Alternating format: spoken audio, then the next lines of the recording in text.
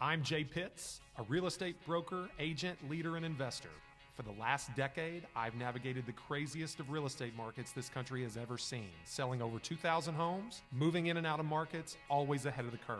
And now I'm bringing that perspective to you. This is your resource, and Real Talk About Real Estate starts right now.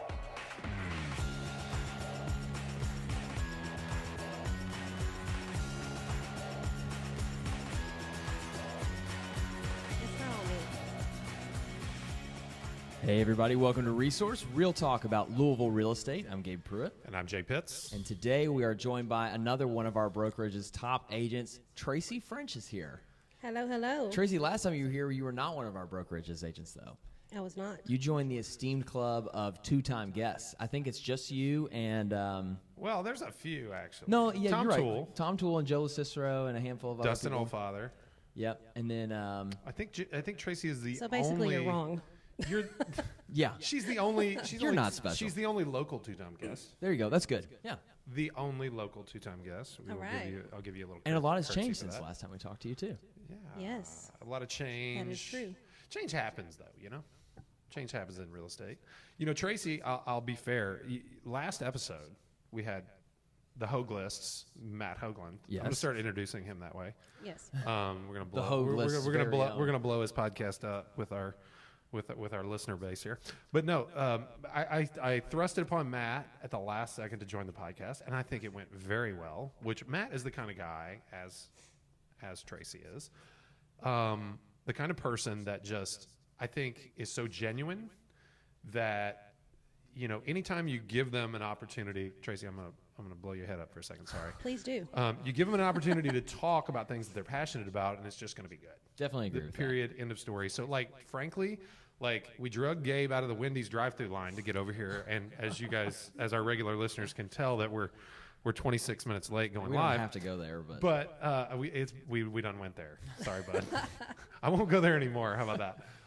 No. So I don't really have anything to talk to Tracy about, but I've got everything to talk to Tracy I do. about.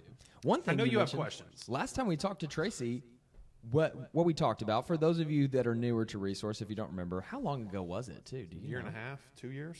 It had to Probably. have been You joined the So- It was It was brokerage a month in or March so before you started? of 2018. correct. So it had to have been before that. I think it was towards the end of 2017. Yeah. Okay, I so think a year and a half plus. 2 ago. years. It's been 2 years. Yeah. Man. And at that Probably. time, we were talking to you about balancing your schedule. We were talking about time, how you juggled being a solo agent with a ridiculous amount of deals that you were doing yearly on your own. And that Right. was the bulk of our conversation, right? It was about how you do it on your own. And I think Right. even in that conversation, we might have talked about whether or not you had ever toyed with the idea of having a team. And I'm sure Jay probably suggested that you needed to delegate responsibilities. It was one of those things like, oh, well, I've got this figured out. I'm doing great. Right. And fast forward to today, and what is your situation now? Well, I'm with Remax now. Yes. This is true. This is Hey. true. And I have a team. It didn't take very long. I think I came here March, and I think I had a team maybe by the end of the month. Okay. But now I have 1, 2, 3, 4, 5 agents on my team. Okay. So yeah, it happened for me, it was rather quickly. And just remind me, how long have you been in the business total? How long were you on your own before that? Since June of 2013. Okay. So I was by myself all the way. I was by myself 5 truly only on my own for the first 4 years, 3, and then I got a contract to close coordinator my 4th year, and then yeah. Yeah, she got a contract to close coordinator, but then she still Did it all did herself. all the workers. No, I'm joking. She has an amazing assistant. But by my definition, she didn't allow herself to leverage all of the things that she should have leveraged. Oh, Yeah. true. I still Now, don't. now, an amazing closing coordinator it still has a capacity, right? That gets reached, and you know Tracy's doing 120 deals a year. Solo. Solo. So like, I mean, there was plenty of work there for Robin, and Robin did an Yeah. amazing job, and you never would have been able to do what you did without Robin. But you know, when you're inputting listings at midnight from in your pajamas from your bed with a laptop, that's not exactly leverage, right? That's Sure. not an appropriate amount of leverage, which we can delve into or not. So my thought, Gabe, is that everything changes, but everything stays the same. Yeah. Okay. And you know, so here we are, 2 years later ish, from our last conversation on the podcast. And Tracy, I'm staring at her production year to date, 114 closed and pending for $22 million. Now that's part of that is some half sides of Is that transactions. That's right now, year to date. But that includes some team production. Right. It does include 100% of the team production. I'm sure there's stuff here that is not included. So that's not the extent of what Tracy's done. That's not that dissimilar from where you were when you came here, Yeah. but you were doing all the work yourself. Right. So, like I said, everything changes and yet everything stays the same. So when I had the occasion to talk to Tracy before she joined this brokerage, you know, number one, Tracy had the opportunity to obviously stay where she was or go anywhere that she wanted to go. Anyone would love to have an agent of Tracy's caliber. I think the thing partially that, you know, we connected over was the idea that she didn't have to take it to the next level. Yeah. She was already there. Like a sideways, a lateral movement in terms of production Yeah. was still possibly a win. You know, Tracy, we talked a lot about your family in the last episode as well. I mean, you got, for those that didn't hear that episode, you have 4 kids. Right. 4 kids that today are probably more active than they were 2 years ago. Right. Wouldn't you Fair enough. guess? Yeah. Wouldn't you guess? I So mean, that well- stuff never goes, that doesn't go away. That just gets harder. Right. So where are you at with all that? Well, for me, it was not really, and we talked about this before, that I may even take a little bit of a dip while I'm changing my business. It's going to be completely different, creating the team and all that good stuff. So just looking at that, knowing that I think last year my production was 22 million. So knowing that I was able to, there's many weeks that I don't even go on a showing. But with the team still keeping up the production, let's be honest, it's not 22 million is more than enough for one person. Yeah. But the fact that we were able to still maintain what I did before And look like you're makes going to me very surpass. I happy. mean, there's Yeah. still 60 days left in this month or Yeah. in this year. It makes me happy, but if you knew the amount of time that I gained, Yeah. I think we talked about this. I was willing to lose $100,000 in commission to gain a little bit more time. And Sure. everyone's That's goals are different, but I think that's exactly the conversation we had. Okay, Yeah. so I mean, we can reset this, and I'm going to use generalized numbers, but this was like in the ballpark, you know. So you say, "Hey Tracy, what are you going to make this year?" And I'm just going to pick a number. Let's say 500,000. You're going to make 500,000 in gross commissions. What's 20% of 500,000? It's 100 grand. This is the conversation we had, right? Yep. How many hours a week do you work on average? Call it 60. 80. More like 80, honestly. Let's say 60. What's 20% of 60 hours? That's 12 hours. Okay. Okay. I'm glad he's answering these So- numbers because Same. I I'm was just keeping my totally mouth not. shut. So Tracy, would you give up 100 grand to get back 12 hours a week? And if you would, what would you use that 12 hours for? Right? What could your family do Yeah. with your 100% of your attention for 12 more hours per week? That was the conversation we had ultimately. And for me, again, everyone's goals are different. For me, that's what the team was for. It Yeah. was, I mean, my goal, and of course, we know his is to not have any sales at all on the board. Mine was to only do 75 versus what I was. Only. Well, yeah, I know. I get it. Yeah. Instead of 120, But- that's a big deal. Yeah. But yeah, that was a huge deal to me in my time, and I don't know. It plays mental games with me sometimes. I have to learn not to look at not the team, look at my personal production anymore. Okay. Because it's irrelevant now for what my goals are. But it took me a while. I'm still working on the delegation part too. Well, I think we're touching on something here. Let's take a step back. So, Gabe's reaction like struck a chord with me a little bit because it's really hard to explain. Tracy, you and I are unique in that we've both done that. Okay, not very many people have.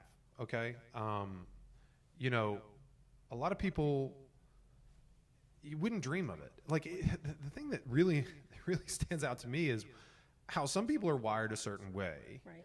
to where to us another deal is another deal, and it may seem at times that there is a near infinite supply because you're so used to just being able to go and get one, right, and add it to the mix. But to other people, like, they wouldn't dream of sacrificing the things that we have sacrificed, okay, at times in our lives for that level of production, for that level of success, Right. for the pursuit of success that you see in the future. Because literally, we look at this like there is no limit to where it could go.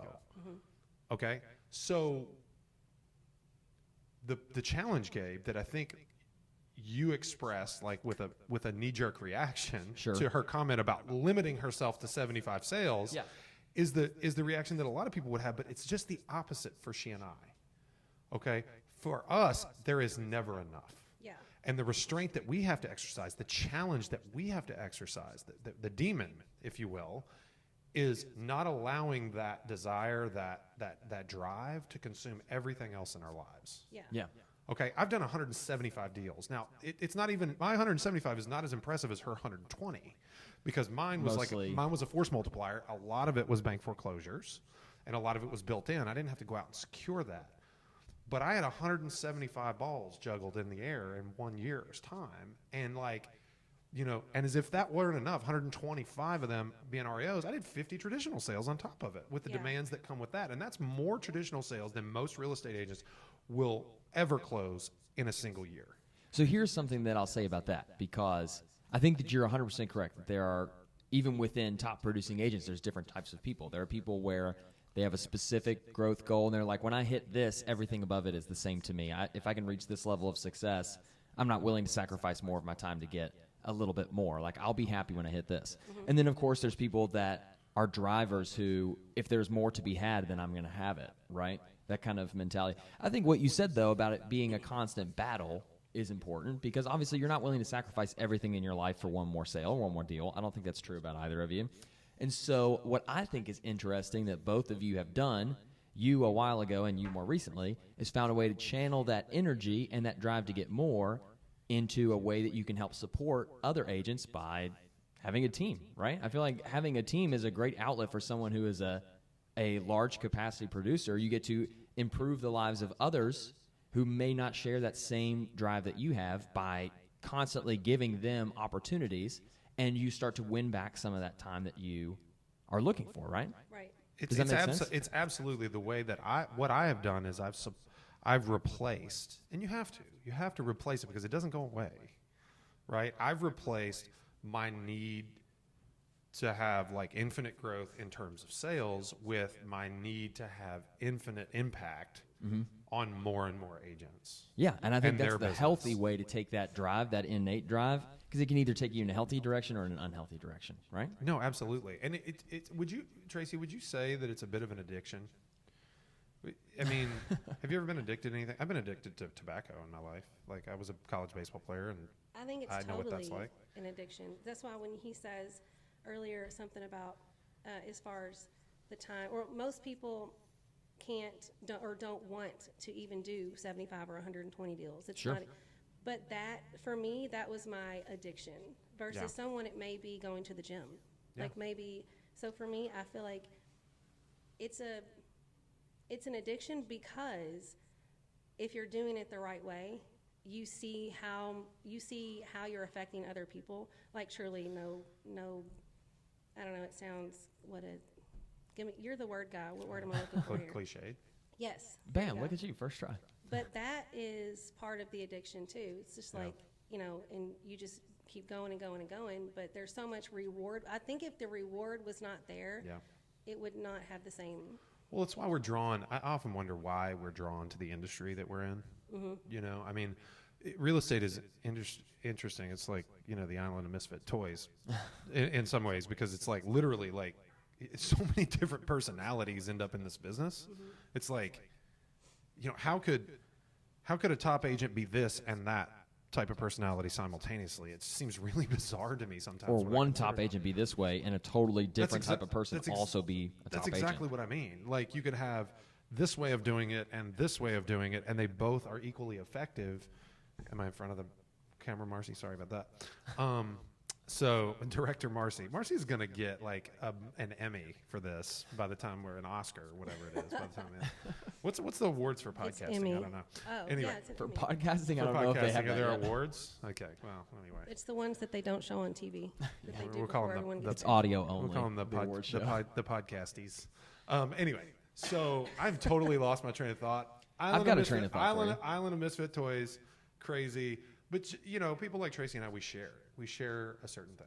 Well, I think more than just you and Tracy share it. One thing I know about Resource is that a lot of the people that watch and listen are people that would identify as being in your all's boat, I would think. So, Tracy, I would love to hear this from you because a lot of our listeners have heard this from Jay.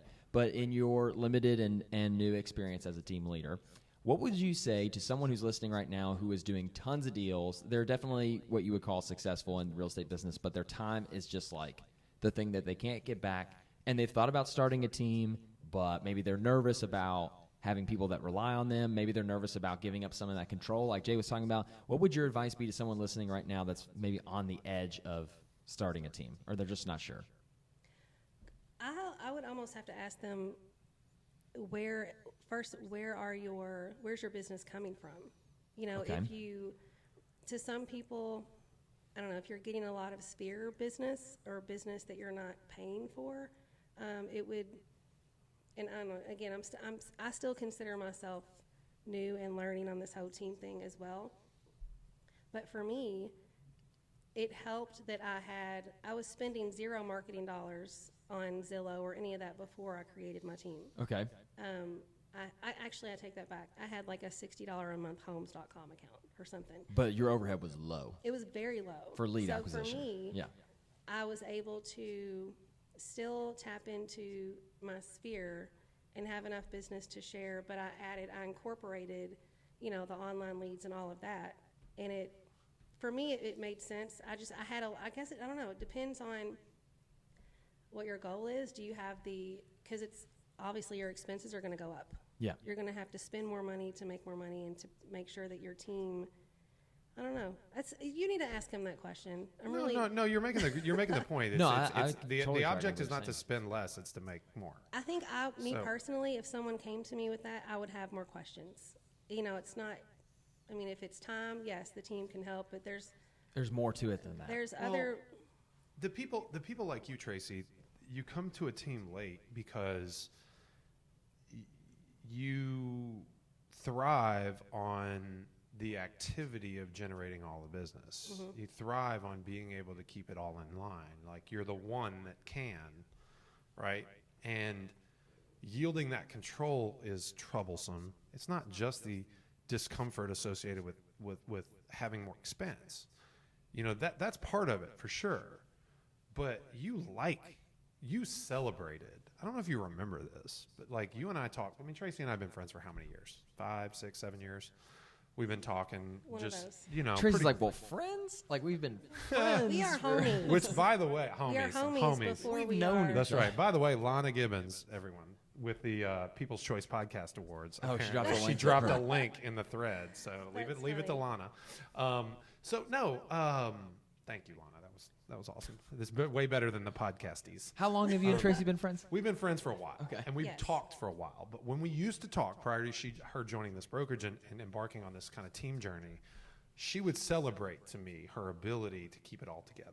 Mm-hmm. That was I one of the big totally things we did. talked about. And truthfully, what I always thought was, that's what you got to tell yourself. Yeah. That's what you got to tell yourself to do the crazy shit that you're doing.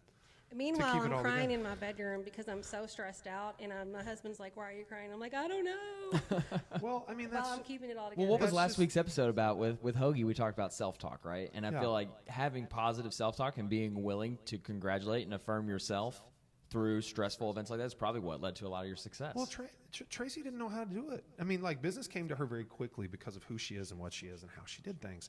And she didn't know it any other way. Yeah. Like, she's been crazy from day one. Like, she's No, that's always so been out of true. her depth. Yeah. Like in truth, it wasn't that much different for me. When you happen like this, you have a particular set of skills, a particular personality, like the stars line up, and you're just like shot out of a cannon, and you're like literally just trying to stay afloat the entire time, and you find ways to do it, and you don't know how to do it any other way. Yeah. It's scary when she talks about like not tricking herself into like getting like disappointed when she looks at her own personal production and it's 60% of what it once was. But then she looks at her closing numbers and they're ahead of where she was, and she thinks about the 15 hours a week that she doesn't spend anymore doing nonsense. Exactly. That she's grown beyond. Like that's the stuff that's really good. Like, do you have these moments? I have these moments. These moments where I don't know what to do. Like what? Wait, much different than like I don't know how I'm going to get to all of this. I'm like, what should I be doing right now? Yeah. That's amazing. And I'm like, I don't have to do anything. That's never happened before.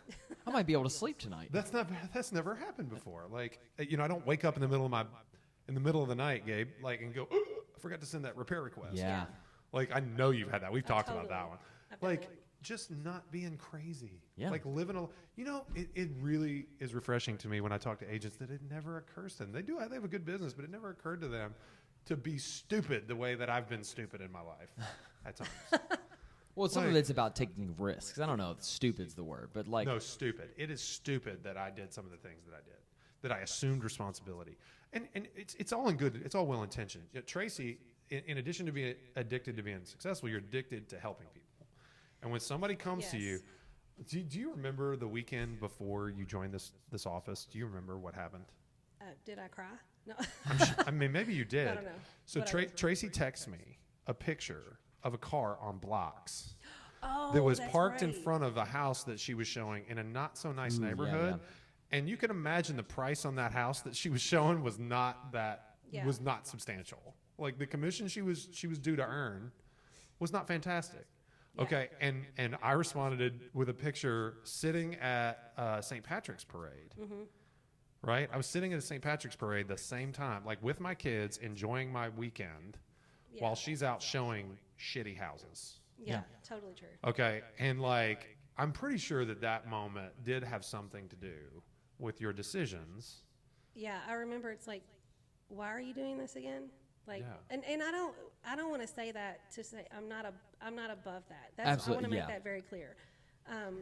But I am to a point in my business to where, for You get example, to a make newer choices. agent would love to be, again, it's all about time management. Yeah. And Tracy, everybody deserves great representation, okay? Yeah. But you deserve, as you know, I'm talking to you like 2 years ago, you deserve to be able to spend a night with your family unencumbered by, overpromising. yeah, Right? And you can't be all things to all people, right? And if you're going to spend your time, you should do it in the most profitable way possible. And showing a $19,000 house is probably not what you need to be doing with your time. Yeah, you had based on more what- leverage than what you were using. yeah. Yeah, you or had she sh- enough or leverage. Or to, she should have. Yeah. And she got it. She went and got it. So here we are. The world didn't end. No, it did not. When you sold less than, 3 figures in the number of houses a year, like when you went into double digits instead of triple the year's digits. not over. I said that, and she's at 114. We have to dissect that number a little more. to Well, see if speaking of No, this I year, think go ahead. realistically, my number right now is probably 68 or something, and I have a few closing. I mean, yeah, I could do Much more sensible. I could do. Yes, I'm getting better. Yeah. And next year, go ahead.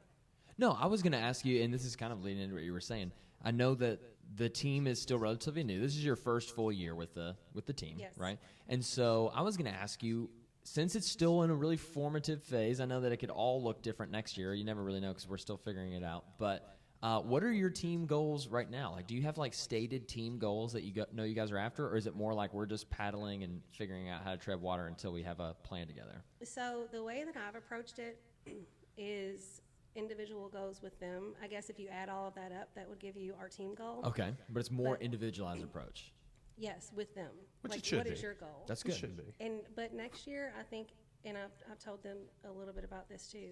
I do think it's going to be more of I mean, obviously, I want them to have their goals, but being a team leader, there are certain requirements that I'm going to need to put in place and what I expect of them at the same time. So I think that I'm also going to have a goal for them in addition to their goal, if that makes sense. Yeah. And pacing it out that way, it sounds pretty wise also. Like not trying to do stuff like that from day one while your team is not as cohesive as it could be, Try to say, well, this is what we're going to do, and this is how we're going to do it. Yeah. I think for me, like, all of the agents that are on my team, a couple of them came from another brokerage, but they didn't really do a whole lot before. So I look at them as newer agents, and watching them, like one of my agents quit her full-time job, and she's a single mom, quit her full-time job, and it's Jennifer. Y'all know, people watching, it's Jennifer. Yeah, shout out. But for me, and I think I've called him excited sometimes. Like the excitement that I get is different now. I get excited off of what they are doing, and it makes me feel good that maybe I'm teaching them a little bit of something. Oh, yeah. Building their confidence a little bit. You'll hear me talk about confidence all the time. Well, when you have somebody that does that, like that makes a leap like that, I mean, that shows you that they've got everything internally that they need to be successful. Yeah. Because it's easy, I think and I'm not in a leadership capacity, so I'm speaking hypothetically, but I think it's easy as a leader to see when someone makes a leap of faith like that, you can say, oh my gosh, they have so much faith in me. They must really trust me if they're willing to do that. Right? But what's really happening is you're seeing someone who has a ton of faith in themselves. People don't make choices like that because there's a leader that they like. People make choices like that because maybe you've shown them that they can trust themselves to make that leap. And that might be a little bit of what happened when you joined. Like, Jay, I don't think that you... See how it's coming I don't think Tracy came here because she trusted you, but I think you revealed to her that she could trust herself to make the leap. Does that make sense? That's quite possible. I think there's something to do with leadership, Gabe, because there's an example that has to be set, but you can't do it for them. Yeah. Like, I remember distinctly the first time an agent joined us back in the day, when it was just me and an assistant, and somebody staked their livelihood on their success in real estate at my direction, right? At my lead. No, it wasn't up to me. I can't do it for you. Lead a horse to water, but you can't make him drink. Sure. Right. They expect you to set an example, right? I think there is no doubt that Jennifer would have struggled to have the confidence to do this right now had it not been for Tracy. Yeah. Right. But Tracy couldn't do the work for her. All she could do was set the example. Yeah. And Gabe, to your point also, highlight the things that are in her that she doesn't know is there, that Tracy sees because she's been there, she's done it, she's battled the demons, right? Because as confident as Tracy is in her business, there was a time probably when she wasn't. Right. And if she's honest with herself, it was a bit of fear. She knew she could do it the way that she had been doing it before she came here.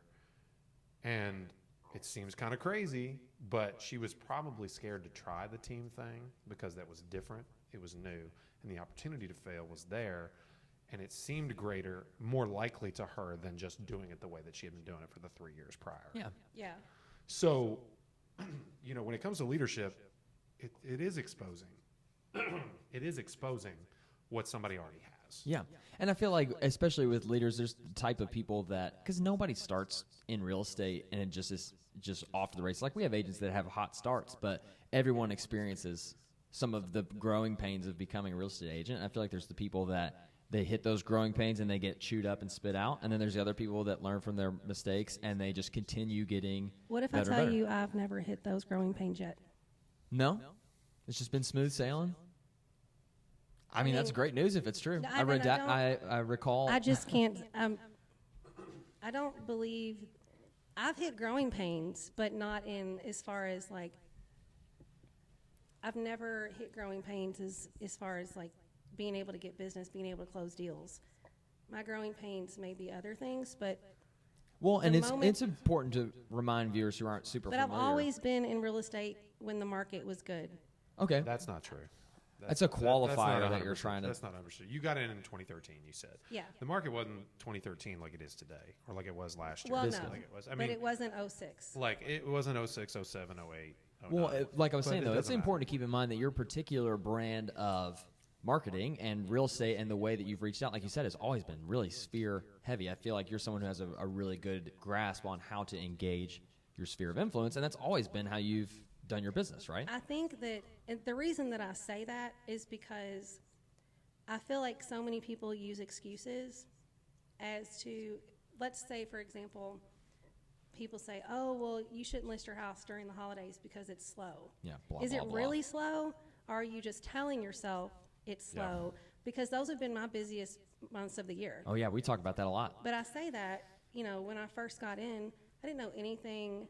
I didn't compare myself to anything. I just knew I got in and I got business immediately and I kept it. I sold from June to December in my first half year. I think I closed 17 deals. In my first year in the business, I closed 51, I believe. Mm-hmm. But I think it's when you get in and you tell yourself things are going to be a certain way, or it's going to be this, or it's going to be that. I went in with no expectations, but I knew I was going to hustle my rear end off. Yeah.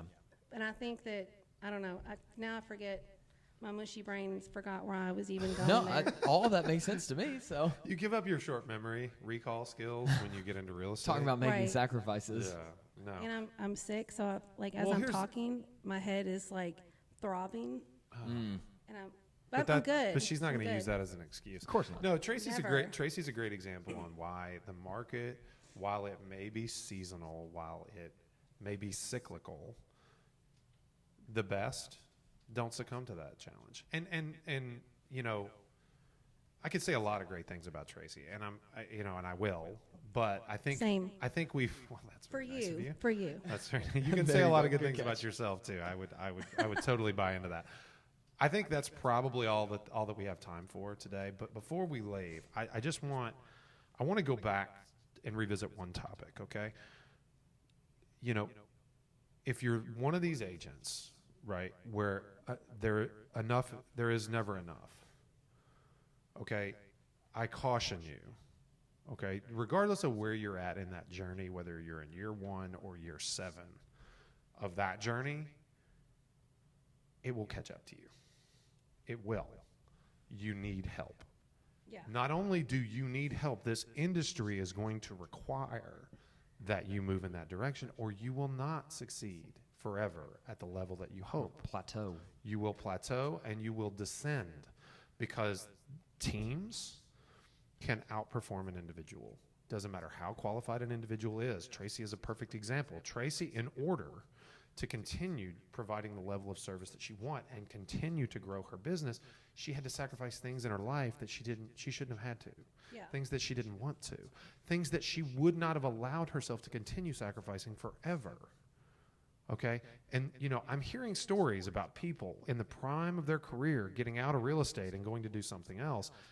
And that is a result of the dynamic I'm talking about. So, whether it be reaching out to us, Tracy, or your broker, or whoever, right, and figuring out how to leverage appropriately, whether it be through money, technology, or people, those are the 3 ways that you can leverage in your business. You got to get it. You got to do it because nobody needs to be sitting in their pajamas at 12:30 at night inputting a listing.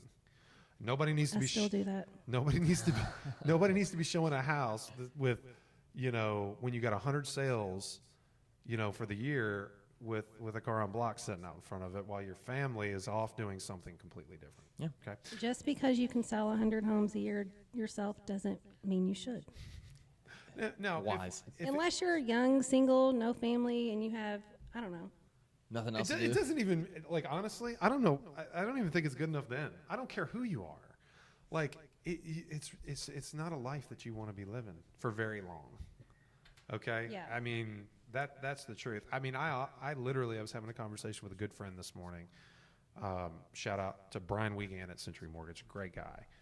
And I told him, I said, I'm really thankful that I've made the choice in my business a couple of years ago to move in the direction I am because, I got a 3-week-old.